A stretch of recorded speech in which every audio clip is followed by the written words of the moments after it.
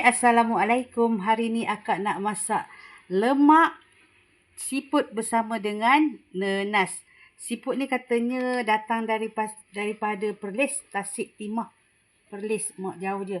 Dia ada dua jenis kan? Macam-macam jenis, bukannya dua jenis. Yang ni yang dia punya buntut tu pendek-pendek tu. Selalu kita tengok tu yang buntut panjang-panjang, tapi ni buntut yang pendek-pendek. Sedap juga. Tak ada beza, cuma ada kelainan-kelainan sikit lah rasa dia. Bahan-bahan yang kita perlu guna untuk buat lemak siput bersama nenas ni, ataupun kadang-kadang kita bubuh nenas, kadang-kadang kita bubuh keladi, ataupun kadang-kadang kita bubuh labu. Tak apa, mana-mana pun boleh. Bahan-bahan dia, bawang banyak sikit sedap, cili api. Kalau yang suka pedas boleh bubuh banyak, kalau tak suka pedas tak perlu. Kunyit.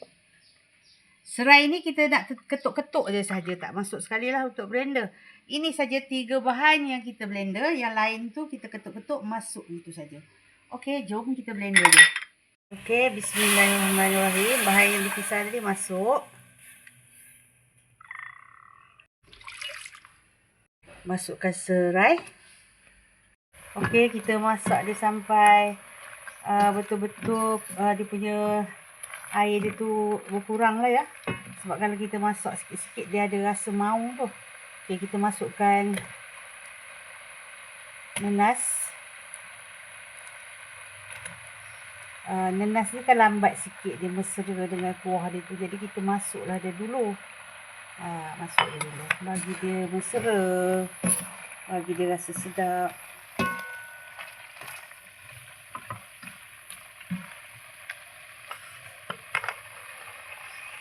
Okey, kita masukkan santan cair dulu.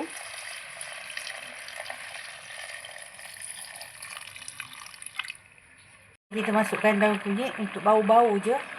Daun kunyit pun dah pupus, tinggal minyak tu je ada. Kan bau-bau ni hari tu kan musim panas. Daun kunyit pun pupus. Tu adalah sikit, jadilah bau-bau. Masukkan garam.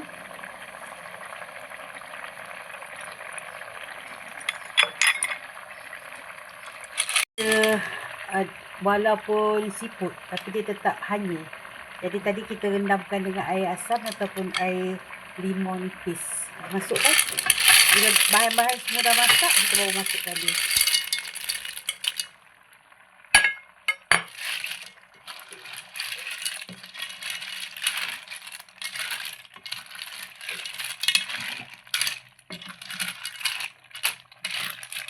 Kita tutup dia.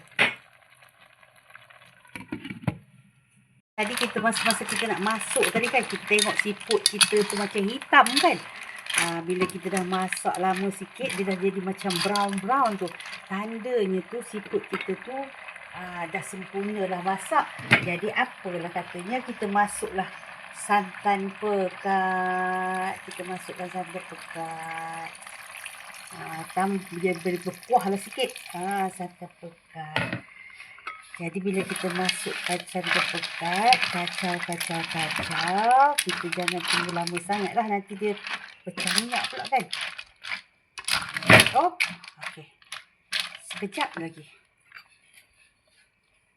Bila dia dah mendidih tu, kita bolehlah tutup api ya. Okey. Siput sedut kita bersama dengan nenas telah pun siap. Mudah sangat buatnya. Kalau hari-hari cuti, kita bolehlah buat kan. Kalau hari bekerja, benda ni remeh-temeh sikit. Kepada yang menonton, jangan lupa komen, share dan subscribe. Bye. Jumpa lagi. Masakan mudah tapi sedap.